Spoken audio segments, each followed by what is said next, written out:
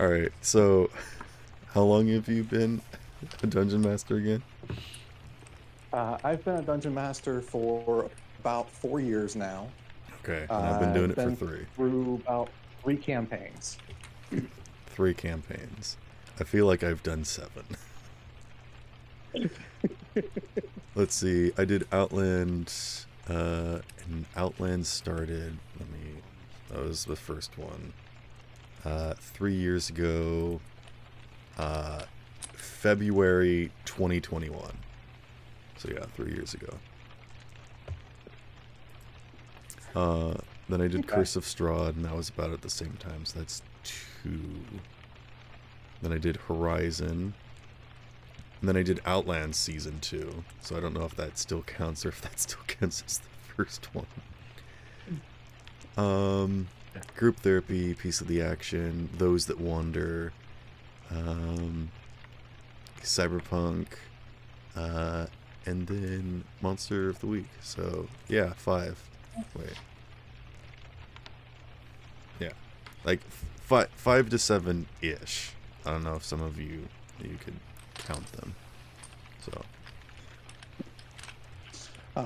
So I'm not counting one shots, and I'm not counting the time frame of it being like an adventurers guild thing where it was just random, no real storyline. I've got I did a I had campaign one that my was first three campaign. sessions, so I'm not counting that one. Yeah, I would not count a 3 session campaign either. Mm-mm. That's to me that's more an extended one shot. Exactly. Um, Which I I am had super excited to play those characters again in that one shot that we did. mm, That was super fun. yeah, yes. I do agree. Those are really good characters, and I am excited for the next one shot. And still excited for the campaign, but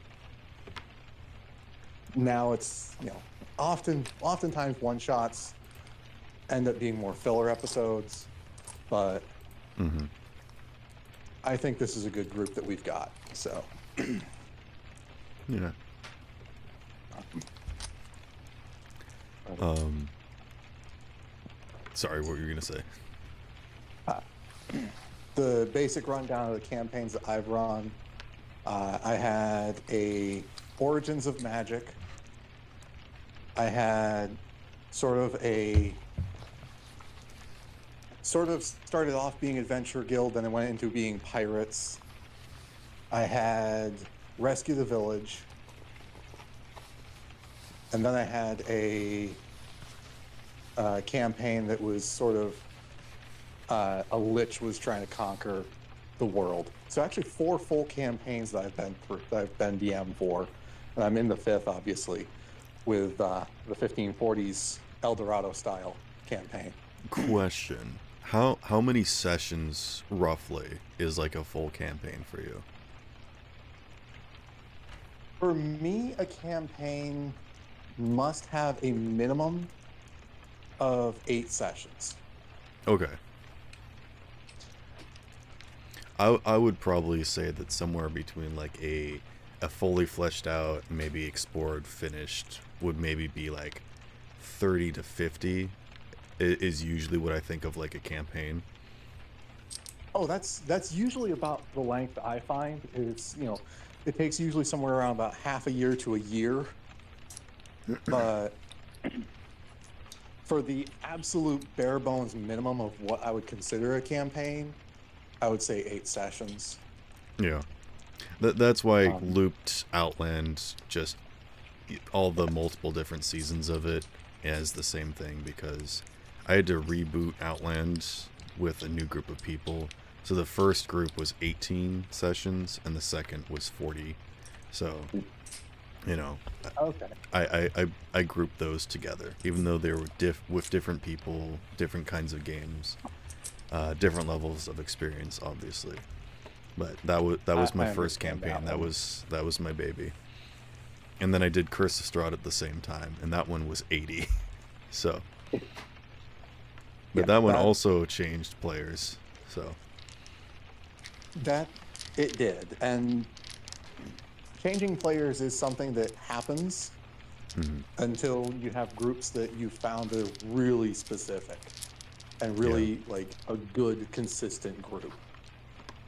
And that's kind of what happens is that sometimes whether you're new or, experienced with something, it's always different when you get a new game, especially if you get new players. And sometimes you just kind of have to adjust things until everything meshes out. So it's usually like the first 3 sessions or so that it's like really rough.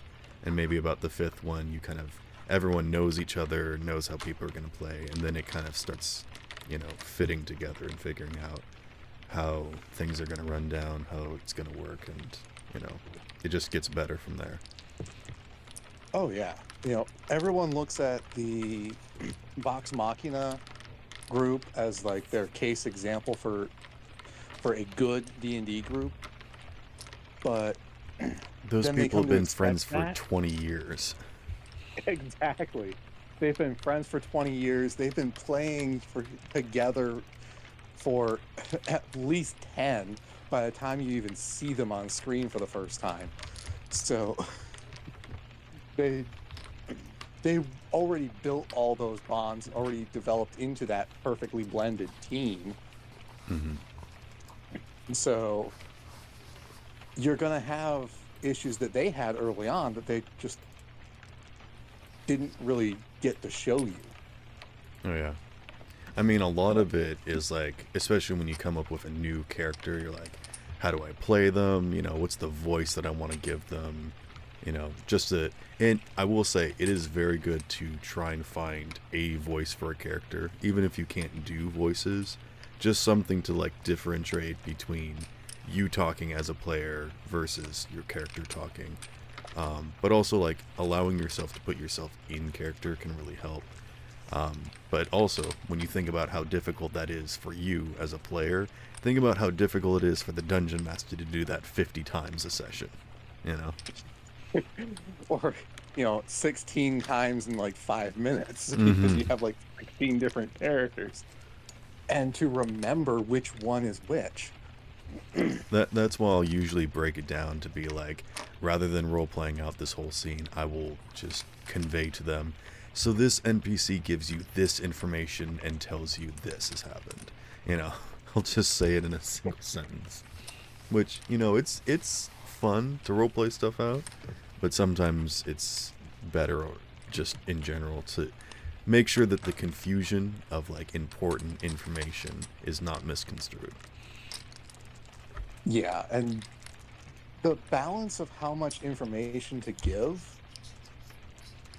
is delicate Oh yeah. because like when I remember at some point you'd in one of your other videos you one of your videos you'd actually talked about this, and the example you gave was the town guard. Hmm. Like when you show up and like this is the first thing you're going to see when you show up to a walled town is the guys at the gate. And what are they wearing? Because if you walk up to a town and it's just a bunch of guys with sharp sticks and leather armor, that's going to convey a lot of different pieces of information as opposed to they're there in full plate armor with professional grade military equipment. Yeah, and first impressions are important, and thinking about all these little details is super helpful, especially when you get to that level of experience of like being able to tell a story with the smallest details. But I guarantee you, most people aren't going to be thinking about that, and so when they gloss over your tiny details, that you shouldn't be, you know, too upset about it. And also to not freak out about like trying to make all these little details, because I guarantee they're either going to be missed or forgotten about. So sometimes it's just better to, you know, generalize and describe as you go, and, especially as players, ask questions and encourage your players to ask questions of like, wait, what was their name again? Or what was their occupation? Or do they have this or that and the other thing? You know, sometimes, at least for me, I find it better to describe something either when I've written it down and I've got like a whole script, or if people just straight up ask me questions, because then I can like answer rapid fire. Because honestly, I think it's personally annoying when people are just sitting around while the dungeon master is describing something for half an hour. You definitely want to keep your descriptions short because, like you said, if it's too long, they're going to lose attention.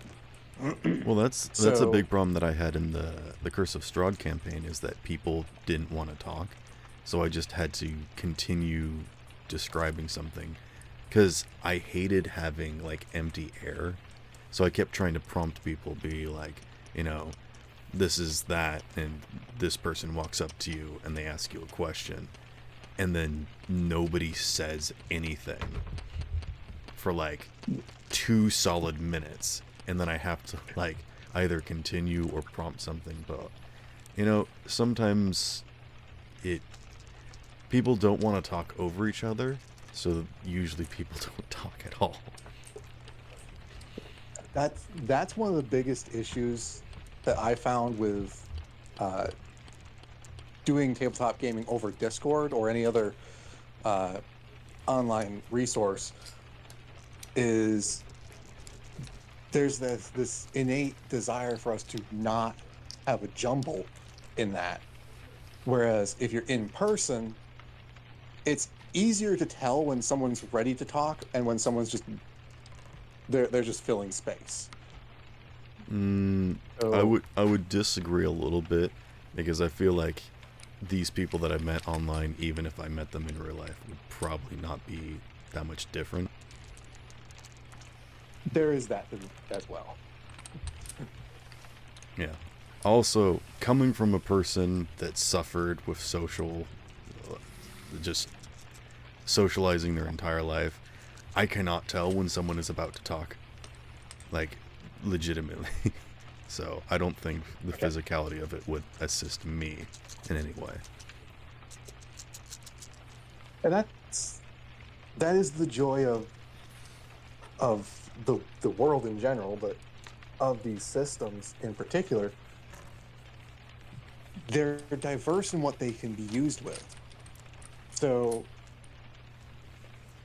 if you don't gain anything from having in person, but having online is easier for you, and there's enough people that are willing to do it, which there are, then going online is definitely a valid option. And it's definitely, in a lot of cases, better for the players. Right. And the same goes for in person. It's finding what works for you individually and finding what works for your group. Right. And that's the big thing, is that you have to figure out a good mix. There's contrast, but also finding a good medium is important. Because, Yeah. something that may work for you, that's perfect, that you found, may not work for everyone. And it's up to you to figure out, is it better to try and work with the group, or to, favor yourself? And I would say at the Dungeon Master, it is your job to figure that out and be, very present about how you portray that. Because, a lot of Dungeon Masters like, oh, I'll make it work, I'll make it happen, or whatnot. And this is something I struggled with for a long time. But sometimes you need to buckle down and be like, this is the setup that I have, this is the kind of game I'm going to run, these are the people that I'm going to allow, and these are my house rules. And then players get to decide whether or not they want to be a part of that. And sometimes I feel like being forthcoming and present about, what this game is going to look like is very important for people. I agree. Being forthcoming and sticking to your guns on your hard nose Right. is a critical thing. That's something that I definitely If struggled with when I first started. Like letting people walk over Yep, me. I struggled with it too. uh, The hard no with me personally that I've actually been really good about keeping. I don't do much with devils and demons and all that. Hmm. It's just I'm not personally comfortable in that realm. So like I may pull one out and have it be sort of a role play element, but I'm never going to pull it out and expect the party to survive if they try fighting. See, the thing for me is that I feel like that is a, well, realm that I am knowledgeable in. And so I felt most comfortable doing stuff like that, being like starting out, of just like, obviously everyone knows angels are good, demons are bad. And I didn't never did like any sort of switching or anything. Also, whenever I tell a story, I like describe beings of power or false deities, but I never describe anyone as a god or especially the god, you know? Just powerful entities, that's all they are. I can respect that.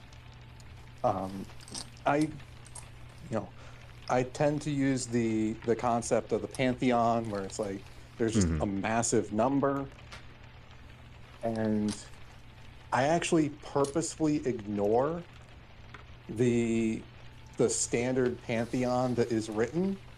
That way, my players can go, "Hey, if say my paladin wants to be a paladin and their deity is named Bob, I can work with that."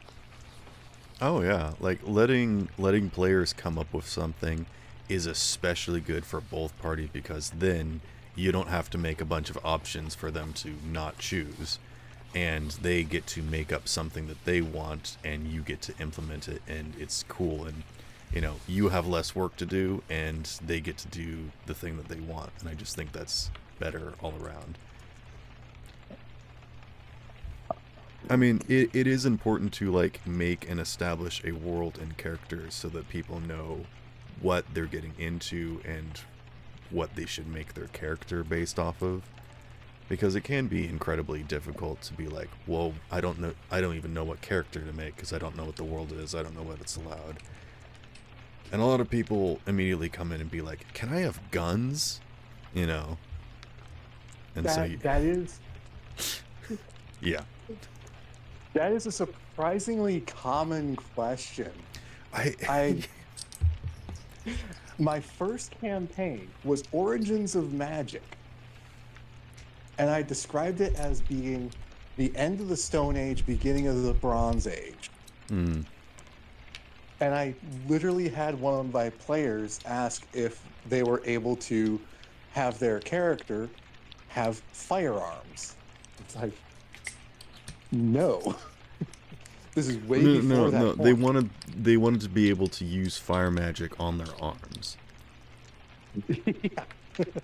That actually, if they'd have been like if they'd have said something like that, I would have been fine because it's Origins of Magic. Yeah, firebending. Um, yeah.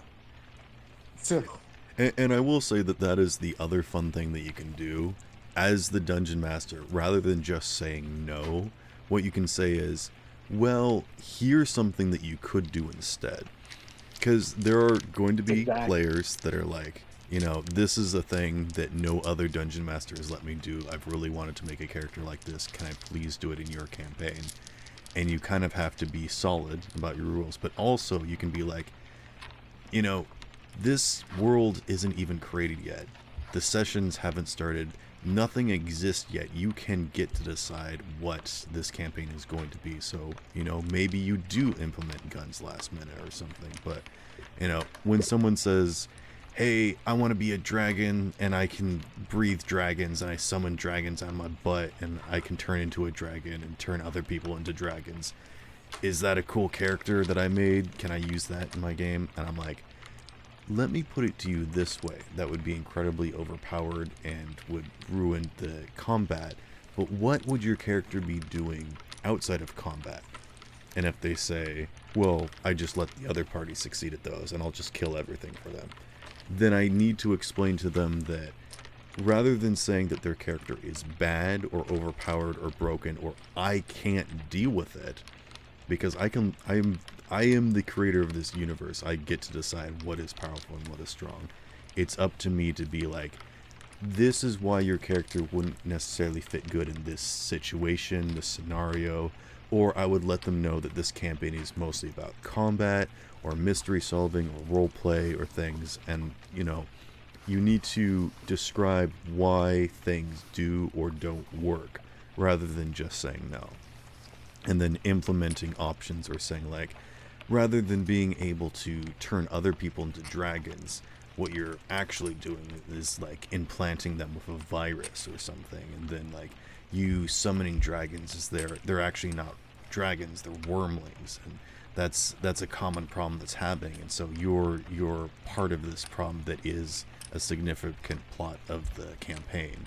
And so I want to tie you in, and maybe you can be a villain character, you could be a hero character, you get to decide, but this is stuff that's in the campaign. I'm giving you secret behind the stays access pass to the information, and then people can get to be like, no, that's too different from the character I want to play, I'll just make something else. Or they'll be like, that's interesting, let me see if I can build something with that. And then you get people involved. Yeah, there's I can see your logic, and I actually do agree with you here. There is And this is one of the definitely videos that I something did. about going, hey, we can do this instead, or going, well, here's why, like trying to make them understand without actually saying this is a bad idea, why their character wouldn't fit into the world. But there's also that, there is a threshold where it wouldn't function in the world that you've built, and it would. You don't want one player being overpowered over the rest of them. Right. So I just you hate the want to- concept of that player, and so I just always try to work with Yeah. people. Yeah. And that's why, like, as we're going through campaign, if I see one player they're kind of struggling a bit, or maybe their character has a weakness that is causing problems, I might give them something to help with that. Balancing is so difficult. Even It using is. rules as written is so difficult. Oh yeah. And there was one mistake that I've made within, like, fairly recently, actually, and that's trying to make the game too realistic. I know what you're talking about. The concept of money. Oh yeah, like, is it cool to have an economy in the game? Yes. Is it cool to have, like, hey, there's like, you go to this town, and this town is struggling, and have everything be increased in price because of that. That can be an essential part of the story, but But you also have to you be don't want to go careful. too far. Yeah, Yeah. you don't want to take something that you think is super cool and force other people to play it, because sometimes people be like, that's either too complicated, that's that's something that I don't want to deal with, and so they just ignore it. And if it is a significant part of your game and people choose to ignore it, then one, they're missing out, but two, they're also kind of ruining the work that you're doing. And so you're just working extra effort on something that nobody is paying attention to, because they're just waiting for it to be over, or just trying to muscle past it. And trying to go too realistic can also be a problem with, say, items. touching into the firearms. Mm-hmm. The musket, if you look at how it's set up in the game,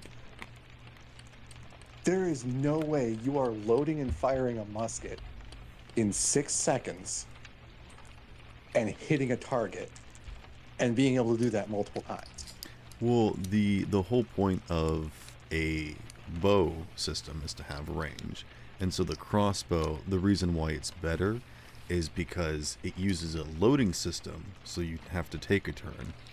But you also don't get to add your bonuses for, being dexterous and whatnot. It's not like a normal weapon that adds your strength modifier and whatnot. So you are sacrificing, your powerful bonus for range, and then going to a crossbow, you're sacrificing even more bonus for not having to have the skill. And then for a musket, they once again gave it a downside that it has a chance of exploding. But usually people just get a feat that's like, I can ignore all those negatives. Yeah. Because like the gunner feat and, really? Yeah. So I can shoot my firearm 5 times in a turn. Exactly. I can take this musket and blast 5 rounds off in 6 seconds. Totally realistic. Mm. But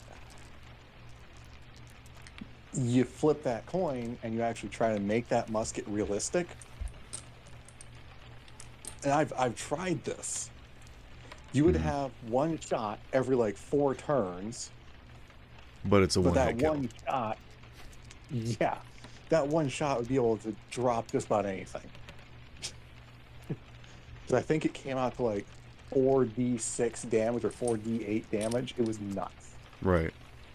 So you have to find some sort of moderation there. Because, once again, an action economy is always something to deal with. And this is why one of my first magic items, I was like, is it making multiple attacks per turn?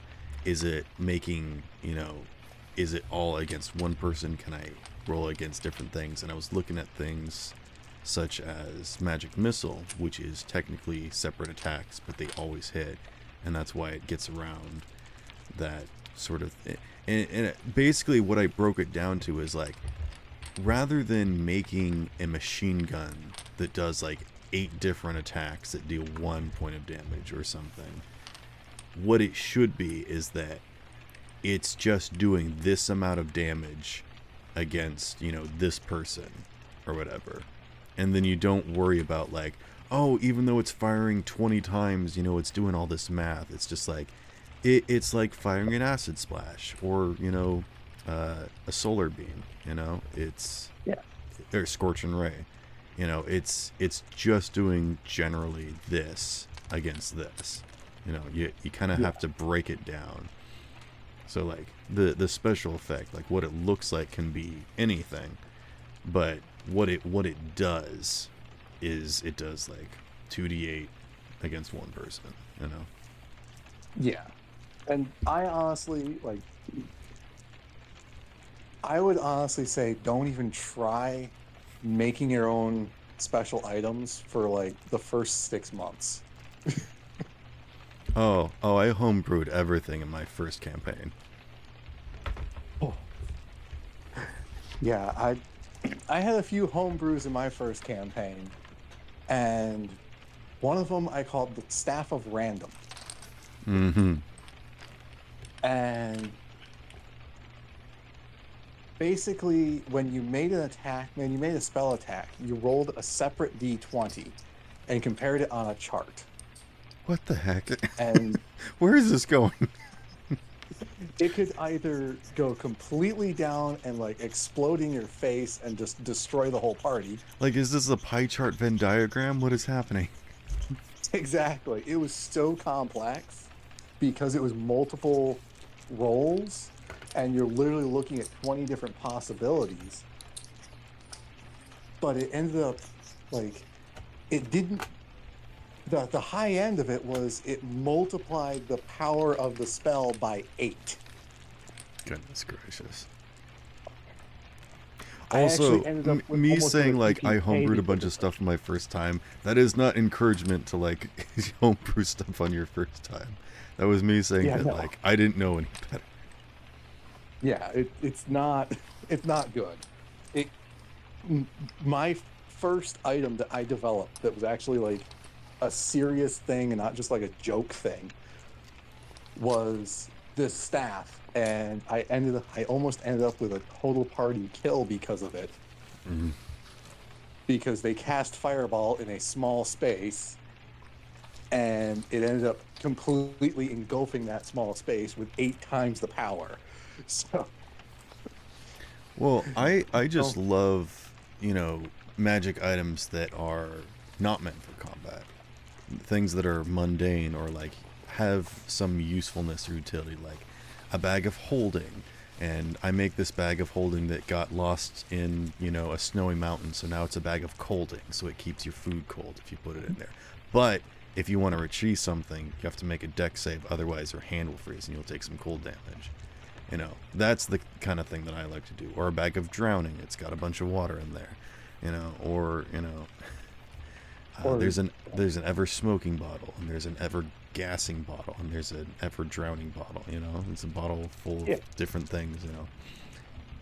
But I never there's really had creative players that use them. They're just like, oh, okay, I don't know what to do yeah. with this. Put it in the bag, I guess.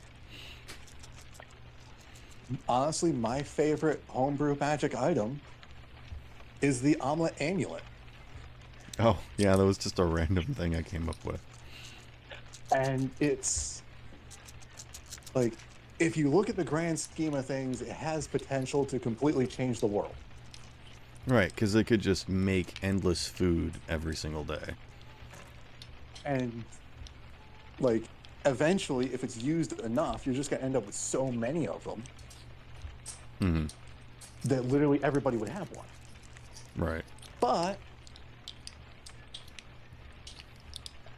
there's so many other resources, but with just that one, like that was just a food creation thing Hmm. that had zero effect on combat. The only effect it really had was making it so that It could the duplicate. party had a decreasing need of needing to buy food. Right. And that's one of the reasons why it's also something that I frequently that I give to my parties, And because that's why I said that it just like creates this food or whatever, but I did not say that it quantifies as certain amounts of rations per day. Because I'm just like, it just makes this food. It's up to the dungeon master to decide if this is, enough food to like count for the day or the morning or whatever. yeah, because For those that don't know, a the omelet croissant may amulet be is a enough for thing I a made that summons halfling, but it's either, not going to be enough for a Goliath.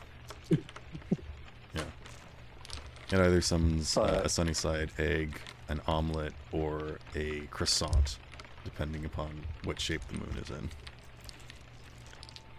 yeah, um, but but that was a well done magic item. No, thank you. It Magic items don't really need to be they don't need to be super practical for an adventuring party to find them either. Because if you think about it, if you are in a world that has magic, why Magic would would be in there more not stuff. be exactly? Yeah, we wouldn't So have invented steam or coal power. We would just like animate, vehicles to move. And that's kind of the exactly. perspective that I took into my first campaign, is that like if you've ever looked at like League of Legends or, you know, World of Warcraft, you've got like these different factions of people that have different kinds of magic and how they use it for different things. So like, the orcs and the goblins, they, use infernal power of like demons trapped in cages to power their motor vehicles or whatever. but like the Yeah. the elves and the the high priestesses or whatever have learned how to make communications with light angels, or refract energy through crystals that they're like it. I find those fun things interesting and clever, of like how to craft your world around things. Um, we're gonna have to do some editing at some point because we've we've kind of been bouncing all over the place here. Well, Um, this is all sort of discussing like what it takes to create a world and how we first start with it and how we've grown as people to do so. And I think Right. this is all relatively on topic. that But I is mean, true. if We you are want, kind you could start with the story of your first campaign and how it went for you, and maybe I could do mine or something. of so when I started my first campaign, I had an idea of it was the origins of magic, and it was about the beginning of the Bronze Age era. Sorry, whenever you And say magic, I always think of like Magic the Gathering, but it's nothing like that. no, this is like the origins of Like people having the Avatar. ability to use spells and stuff. Mm. And so like I dove into like some of the subtle elements of the lore and like some of the overarching elements. I was like, oh, okay. The three prime species are humans, elves, and dwarves. Everything else seems to be like some sort of combination, or those getting with other species around the realm type thing. So those are the three I'm going to have. And I did some research and I threw together this thing, and I was like, hey, we're going to start in a village that is dwarves. So I would like everyone to start with a dwarf. Here's the overlying story.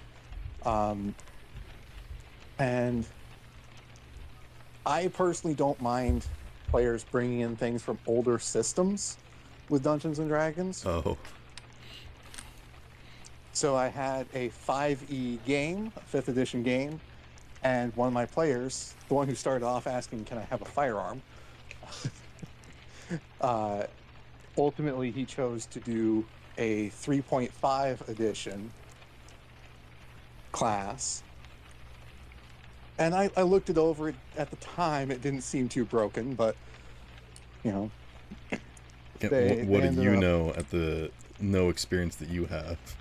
How broken something is? not enough, not enough. Oh yeah. Um, Oh yeah. I still don't mind, like, if you want to run like a 3-5 barbarian or something, but I make sure to go, I want to see this first. Honestly, I'm at Because the point where I don't care if someone wants to min-max or make a broken character. If that's the only way that they have fun, I feel sorry for them. But I'm going to run a game that's around role-playing and interactions and doing stuff that's not on your character sheet. So you are going to have to improvise, and it doesn't matter what your character sheet says sometimes. honestly, I've learned that lesson as well. Because nowadays, I am definitely more focused on the role play than the combat. Mm-hmm. Early on, I was very much focused on the combat. And like my like first few sessions, I was like, I need to make sure that there's role play, that there's some sort of puzzle, and that there's some sort of combat. Every single Which session, there needs to be a little bit of both. every Every single single session. session. Yeah. Which if you're building a one shot, that's a decent formula. But if you're building a campaign, that's a lot. And I learned very quickly uh, that having combat every 3 or even 4 sessions was a lot better, because then the players weren't like stuck in a drag of combat and they actually had time to recover. And also you as the DM have time to recover. Mm-hmm. But there was everything went smoothly. I developed the world. I'd say world very loosely here. The area, I should say, Mm-hmm. that this campaign was going to take place in. And it was literally like 10 cities, a mountain, some ocean, and a river. But that was enough. Oh yeah. No, it's actually know, good to have like a vague idea about everything, but only, have specific stuff that you need. That way that you can expand it and change it if you need. exactly. There's nothing worse than having a bunch of stuff written down and then having it glossed over, or, having to remove it because something changed. Of like, oh no, this NPC died. Now an entire storyline is gone. Yeah. If it's a really specific NPC that you've already built up in campaign to be something critical, you might have to completely ditch an arc. But that's something that is, you shouldn't punish your players because of that. You should go awesome and go, okay, now what do I do? But I was, I've talked to a lot of people and given some people advice on their campaigns and their first campaigns that they wanted to get started. And the most frequent question I was asked that wasn't a rules-based question is this enough development for my world? And invariably I've given a yes, because they always have at least one location ready for their party to start. Mm-hmm. And that's like, most of them are more than prepared because they have like an entire area figured out. But if I was building a world straight from scratch, the lessons I've learned now, if I'm building a world straight from scratch, I start with, do I want my players to start in a city, a town, a village, or out in the middle of nowhere? It also kind of depends on where do you want your characters to go. Because if you don't want them to stay in this town, then don't make it too enticing. Exactly. That was my problem with Outland, my first campaign, is that they started in an area, and then I moved them to a new area, which took a long time because heavens knows they drug their feet and had no motivation or goals or direction, which is partly my fault because I had a mystery for them to solve. Which, as your first campaign, don't ever try to run a mystery. That's gonna teach you some hard lessons real quick. But anyways, I got them to a small town, which was just supposed to be a stepping stone. Supposed to be like, stop in, you get some stuff off. But because I kept missing some players, and I only had 3 players, and that is rough. So that when you miss one player, I had 2 players. So I'm like, well, let's just do a little scene here. And then next week, that player that was missing came back, but another player was missing. So I was down to 2 players again. And this went on for like 8 sessions, where we were just in this town doing little missions, and they grown so attached to it that like 5 sessions later, I'm like, you know what? I'm just going to have something attack the town. And they beat it, and they loved the town even more and started supporting it. I'm like, is this the campaign now? Do I just bring the adventure to them instead of having them go out and adventure? Which isn't a bad thing to do, but you've got to decide whether or not, how to motivate your party is so difficult to figure out sometimes. And honestly, I feel like it changes every single session depending upon how people are feeling that day, how to motivate them. It's a very hard thing to figure out. It kind of does, because, and this is coming from experience with other players. I've had people come to me like, hey, I've had a rough day, I just need a fight. I've had others come to me, hey, I've had a rough day, I just need to get into role play. Or it's, and I've learned that how someone's week goes is going to heavily influence how they are on whatever game night you have. Whether they're going to be more active, less active, more enticed towards going on adventures, or more enticed towards just hanging out in a tavern. So you have to have that enticement for them ready, and you have to kind of stay flexible, because another thing I learned is quite often that first town that you put them in, or the first town they come to, they're going to set up roots. Mm-hmm. Heavens knows you need to stay flexible, because if you're unwilling to change anything, then nobody's going to enjoy anything. And that's actually where I ended up with my recurring character Maisie. So my party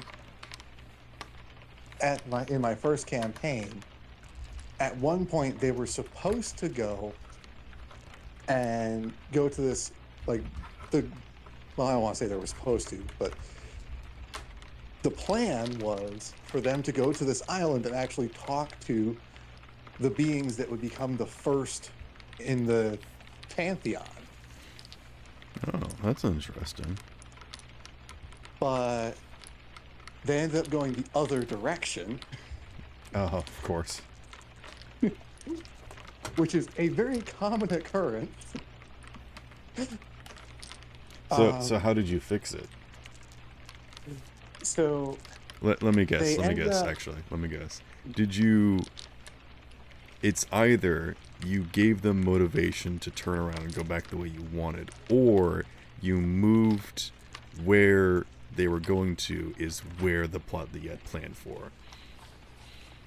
I'm gonna... Ultimately, I gave them a reason to go back to the island. Okay. But I didn't want to railroad them. That is the big problem, which is why I usually move what I have planned to where they're going, no matter what. Because I found that when, there is this thing that I want them to do that is over here, and I'm constantly trying to point them over there and lead them over there, they either ignore it on purpose, or they just eventually cave in and be like, all right, fine, we'll do the thing that you want. And then nobody has any fun. Exactly. And it's okay, like with small little side quest things, it's okay to have that thing there for the party to go or to ignore, and just every now and then bring up like, hey, it's here. But when it's your main quest, you do have to be very flexible and sometimes move it. In this case, what I did was, when they came to this very tribal village, I had this tribal village abnormally, like, high-tech equipped for what they were supposed to be. And I gave them, like, hey, they've been trading merchandise with this creature called Maisie. And they go and they meet this creature called Maisie, who turns out to be a dragon, a very friendly dragon, and that very friendly dragon then entices them by paying them to start hauling goods back and forth, and then ultimately saying, hey, I have a special order that needs to go here. I see. And it actually wasn't long after that, after they got to the island, that one of my players came to me and was like, hey, I've brought this idea to a couple of DMs that I've had in the past, and they've all said no because it's just too far out there. I want to run a penguin. And I'm just like, okay, first of all, there's primarily dwarves in this campaign, but we've now reached a point where I can work in a penguin, and they wanted to try it out, so it was a temporary thing. So I was like, all right, what do you have for what is this penguin thing? And they showed it to me. I was like, that doesn't seem too broken. Okay. Again, little did I know. Little did I know. Penguin in and of itself didn't really have an issue. It's when penguin became monk that there became an issue, because Oh. they just beat everything to a pulp. So What made it about being a penguin that made them so strong? they had this one thing of penguin. It was like I think it was like they found it on a Reddit thing or on one of the homebrews, and it was they had an ability to make 3 unarmed strikes, What? a peck and 2 slaps. And There is a race with multi-attack, and they decided to make it penguin. yes. And now imagine that being a monk. Even with no experience, I know that's a bad idea. Yeah. At the time, I didn't think it would be that big of a deal, but apparently I didn't think of monks. Well, I just know that in a turn-based system, having multi-attack is broken. Yeah, and like I was thinking, it was like the standard punch stats and not the monk punch. So yeah, it did end up being just absolutely broken. I don't recommend using that. I would definitely say if you are brand new DM for a while, try to stick with the stuff in the new books or whatever edition books you are currently running. And then when you're more experienced and you can actually gauge accurately this is overpowered, then you can kind of ease into it. But that was also the first group that I was DM of that fell apart. Yeah. And it wasn't due to anything to do with the campaign. It was 2 of the players had something that happened between the 2 of them, and they didn't want anything to do with each other anymore, and it just kind of that dissolved sucks. because they just split. So I had to come up with an ending on the fly. It happens sometimes, and that kind of is when I learned, like, hey, this is a thing. This happens, and you have to keep your head up, because eventually you find that group that they're going to stick together for a long time, and they're going to build, and you're going to become more comfortable with them, and eventually you're going to be that group that is so outlandish and comfortable with each other you can do things like what you see on Vox Machina. Not exactly what you would see on Vox Machina, Right. but things that would require that level of comfort with each other. Hmm. And part of it comes with being experienced yourself, but also being experienced with people. So, you can have all this experience in the world, but when you make a new campaign and you meet new players, you know, something's just gonna happen. So you just kind of gotta learn to keep moving, basically. Because Yeah. there have been some characters and players and campaigns that I have loved, absolutely loved. And I'm like, I don't want this to end. I don't want them to stop showing up. I don't want them to go away. But sometimes it just happens, and you have to come to the decision of like, do I stay, locked in the past, still hoping and dreaming for this thing that unfortunately is no longer there, or do I move on and keep trying to make great things? And this is just good life advice for like interacting with people or anything in general, is that it's it's not getting rid of the person's memory by choosing to keep going, because memories are so important, and that's why you have to keep making them. Keep making more memories, because to just let those things be ruined by like leaving them in the past is not good. So even if you really love those things or those people or whatever it is, it's not about letting go and moving on and doing something else. It's about continuing to strive to like meet more amazing people out there or make more stories and things. And that's what's important.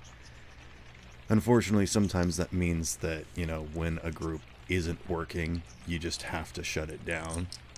And I've had to end some campaigns like that where there were people that I really wanted to work with. There were characters that I really liked that would only work in this setting or this campaign. But sometimes you got to do what you got to do. And that's why it's rough being the person in charge. And I feel like that's what's so, you know, that's the biggest problem of being the person in charge that I think people don't realize. People are always scared about like, oh man, I'm not good at like role play. I'm not good at talking or being in charge or like coming up with stuff. But honestly, the biggest thing about being in charge is the making the decisions to be like, you know what, this just isn't working, or what I say goes. And unfortunately, what that means is that I have to say no to this person and yes to this person or whatever. That, there's been a few times I've had to make that decision of, I'm sorry, it's not working out. And it's hard, Mm-hmm. but sometimes you do have to say, you know what, this person is just not a fit for the group. And it's, it could be like, I don't want to say it that, I don't want people to misunderstand and go, well, because they're playing this type of character. When a player is not a fit for the group, it's because they are making the other players uncomfortable. And that's, like, in my opinion, that's one of the big ones. Is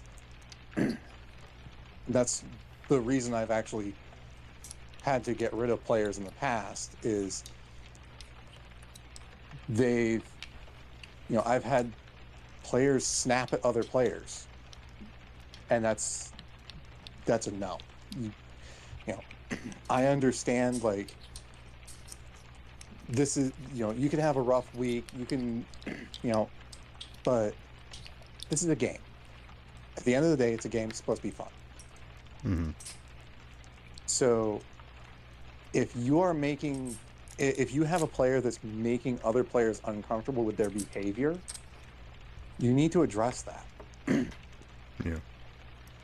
And sometimes it can be addressed with simple conversations, but sometimes there are just people that you can't talk to. exactly.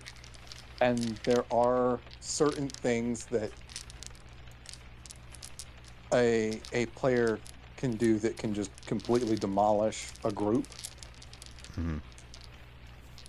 And it's beyond that conversation. So those are things I hope nobody listening ever has to face. Yeah. But unfortunately, there's times when players just don't mesh with the group, and usually the players kind of identify that themselves and go, you know what, we're just not meshing. I'm going to go find another group.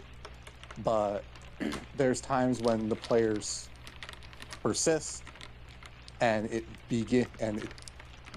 it's making other players uncomfortable and not wanting to continue. And that's when it's like, okay, you have to make that decision of, I have, say, 4 players. One of them is making the other 3 uncomfortable. And we've talked to them about it, but they're still not changing. It's time to, it's time to set them to say, hey, this isn't working out, and find a replacement player. Personally, I don't run, I try not to run groups smaller than 4. Mm-hmm. The reason, and you learned, and you talked on this earlier, when you've got 3 players and one can't make it, that's it doesn't really help. Yeah. But when you have 4 players and one can't make it, you can still kind of do stuff. Right. Which is why I highly suggest do not ever try to run a campaign with less than 4 people. Agreed. Like I've tried running a 3, and for a while I was even running a 2-player campaign. Lesson learned, not doing that again. Yeah. I mean, it can be especially fun and like intimate to do like just having like a very small knit group, but generally it is better to have a group, because it's better to have a group dynamic. Also, that allows people to play in the background when they just want to chill and hang out that day, or people that are like very boisterous and loud, they can take the front or whatnot. It allows people to work as a group with their different strengths and skills, and that's why a larger group is always better. I will say, I really do like large groups, and I've said this, that I would love to run a campaign of 12 people, but if I were to do that, I would break it into smaller groups of like 3 groups of 4 or something. Of like, these people are doing this scene together, these people are doing that scene together, you guys do some roles and get back to me, I'm going to set this group up doing that thing. And that's sort of what I do with some of my games, is that I'm fine with people, splitting the party or whatnot. I just don't want people going off alone. And it kind of depends, and there's a whole bunch of rules, and we could, do a whole nother episode talking about just that. But yeah, I would not recommend doing a group larger than 7. I think 7's a pretty big number, and agreed. Only so many people want to hang in the background. Yeah, 7 is my limit, and the reason for my limit to be 7 is both the role play side, where you've got so many people that you got somebody's going to be stuck in the background. But and some people like to do that, but also don't force that on people, because there's nothing fun about wanting to play a game and showing up to a session and not being able to play. Exactly. The other side is the encounter side. If you've got 7 players and you're throwing 8 non-magical monsters at them, that encounter could take the full session quite easily. I would say That's that most literally, combat takes the session. yeah, especially with groups that size. Mm-hmm. But if you've got a group of 8, I have yet to have a group of 8 have a combat not last more than 1 session. That wasn't like basically them monkey stomping this thing. It's that, so that's kind of like the limit of what you can do the challenge without like pulling out a Tarrasque type deal, from what I've learned. Mm-hmm. So yeah, 4 to 7 is the golden pocket. Yeah. But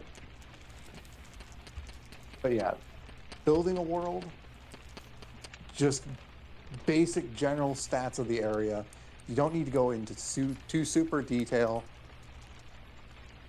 Honestly, I improv most of the details of cities and locations as the players are arriving and asking questions. And that's a lot of what I do too. Sometimes I do mix and match things. And the honest truth is that there is no quick and easy answer to anything. You have to figure out what works for you. Because when I first started, I loved writing stuff down because I'm a story writer. If I didn't have a script for things written down, I didn't know how to play characters. I didn't know how to come up with information on the spot. And I'm still not very good at that, which is why most of the week I'm thinking about my information and stuff that I need and what to do. And, you know, I'm not good with coming up on the fly. I am pretty good about being able to change things and adapt, and I can, shoot this shit and roleplay and come up with stuff on the fly if I need to, but it's not a skill that I try to rely on because I know I'm not that good with it. So figure out what works for you and do what you need to get stuff done. Yeah, agreed. Because like I'm pretty decent at improv. I've learned how to be good at improv through having to be. Right. I didn't used to be, but I Same. learned how to be over time.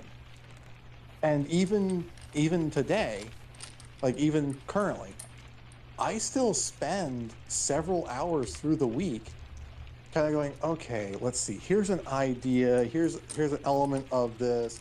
Here's something over here.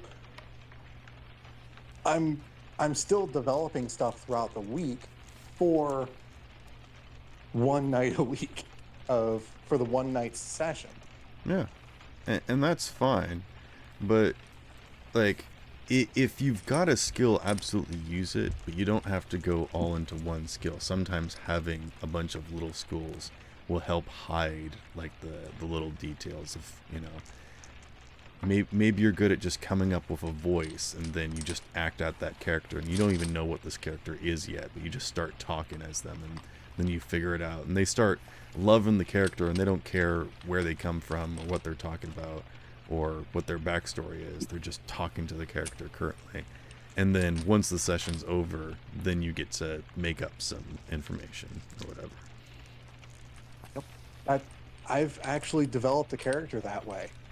I haven't developed a lot that way, but one notable character that I've developed that way, it was sort of a Boblin the Goblin type character. Mm. They were a merchant in this one town that they were supposed to do some business with and kind of go on quests for, and they ended up falling in love with this character. But all of the details of that character, I had his voice first. Right. And sometimes that's all you really need. You know, you could make out a whole history of like why this character is important, why the party should care, you know, what they do to entice the party, and they could still not be hooked on it. So sometimes you just gotta go goblin mode and be like, "Hey, my name's Geralt, and I need you to go get me my precious stone from the bottom of the well, please." And then the party's like, "Oh, Yeah, heck yeah, Gerald, I'll go do that for you." And then meanwhile, they're down there. Then you know, entice them with like, "Oh, there's a magic door at the bottom of the well that they can explore, and then there's a dungeon, and then there's, you know, who else knows what else." that that's exactly the thing. Is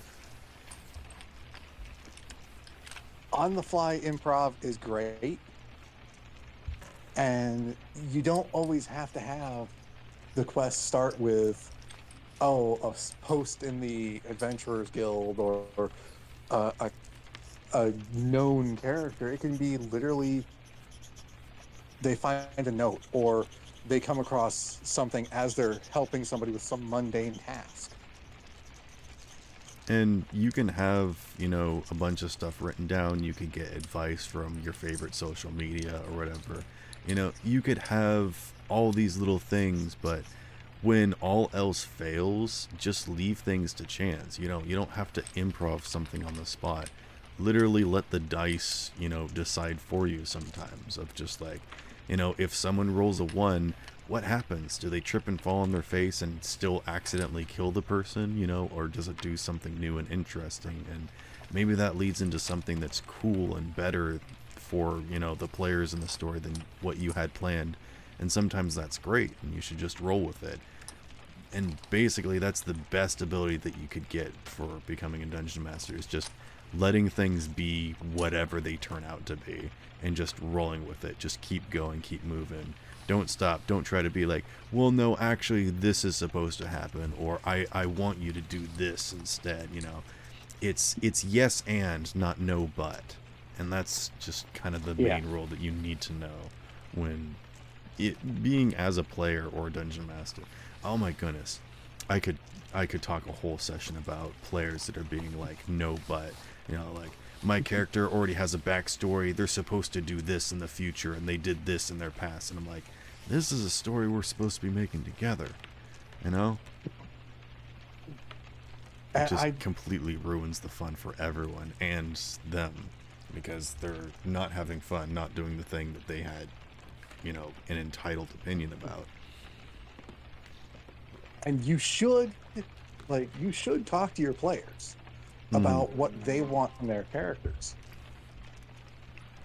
because like that's how I got Eris's entire arc. Eris is one of the characters uh, Mm-hmm. in a campaign I'm running. Uh, that's how I got an entire campaign arc, because I was talking with the player, and they're like, "Hey, this is the backstory, and you know, this is somewhat kind of what I'm thinking." And my brain just started going all kinds of crazy, and the train of thought went flying off the tracks into the ocean. Yeah. And I almost feel like And I I did ended you up, a disservice by making my character's backstory so open ended. yes and no. I actually do have a something set up for your character. The biggest thing for me with players is, the biggest piece of advice I give to a player is, have your backstory simple. Make enough of a story that defines who your character is so that you know how to play them, and so that the dungeon master knows how you're going to play them, and motivation is most important. But also leave it generic enough that you can decide as you go, or like make up stuff, or, you know, someone can implement, you know, your long lost brother or whatever, or like, oh, your mom got Exactly. eaten by a cow, and it's just like, wait, what? I gotta go back to the farm, and, you know, just making Yeah. stuff up is half the fun. Oh yeah. Like, you also, like, the other thing that I do, like, the first few sessions I focus more on the players getting to know the other player characters, and kind of building the party as a team. But once we get past like level 3, that's when I'm really like, okay, now I start looking for character development. What do we really want in that character? What do we want to build on them? So, because by that point, you've developed the characters' bonds enough to each other, and now it's okay. Where can we go from here? And subtle details can help you build massive sessions. Mm-hmm. Um, Which is why having a character er, with a solid backstory of like, I come from this place and I'm a strange, person to this, and this happened, and so that's why that person hates them. Then the dungeon master can be like, oh, maybe that person's in this place and they're doing this thing, and that will lead to events later on, and so that can be cool. But also leaving a character that's open-ended of like, I don't know where I come from, I'm from all over the place, I maybe know just random people throughout. That can also be fun, but for different reasons. So, exactly. once again, there's not like one solid answer to be like, this is why this is good and this is bad. It's all up to interpretation. Exactly. Um, But yeah, we could go on for hours more. So, depending oh upon yeah. how much longer you want to go for. My throat's starting to get worn out. Yeah. Plus, yeah, I don't know how long we were planning on this to begin with, but I figure, yeah, we probably don't want to go for a full 3 hours. It, roughly an hour, and we're about an hour and 17 minutes. So. Okay. So whenever you want to cut it off, we can, or we can go for a little bit longer if you had something you wanted to finish up with. Now I think we kind of bounced around enough. Yeah. I Which think we is touched a on both of our perfect first representation campaign. of how the first session goes. You just do a bunch of random stuff, and it's not really perfect, and I feel Yeah. like we made a perfect example of how great it goes. Yeah. As we do more of these, we'll get better at them because we'll have an idea beforehand. More Exactly, so we're of like, figuring hey, it out. yeah. And that's another thing. Don't worry too much about your first campaign being completely off the rails because you're figuring it out as you go. I think it was Van Gogh that says your first draft at anything is going to be shit. Which is why you keep going, you keep making it. And maybe you've made, 30 novels, so by the time you make the 31st, its first draft is pretty good. But it's because your first book ever was probably not the best. So Yeah. just let it ride. Just let that shit stain smear all over you, and then people will be like, "Oh, that's a pretty cool costume you've got on there." And some people will be like, "Oh, you're blackfacing because you fell in shit." And sometimes you just gotta be like, you know what? Sure, whatever. And then you just you walk it off and you clean it up and go do something else, or I don't know. This I actually think it metaphor was has Van lost its Gogh. meaning immediately. I actually think it was Van Gogh that he was in a restaurant and he made a quick drawing on a napkin.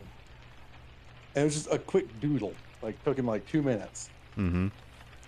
And the waitress was like, "How much do you want for that?" And he looked at her and said some astronomical price tag. And she's like, "That took you 2 minutes." He's like, "No, it took me 20 years." Mm-hmm. Yeah, there you go. Because it's all experience. And so, Exactly. please doodle, please mess up, please fail, and please learn from them. Yes. Learn from your mistakes, build upon them, get better. And that's a life lesson, not just a D&D lesson. Indeed. All right. I think that's a good wrap up. We'll wrap it up for now. Good night, everybody. All right. Good night.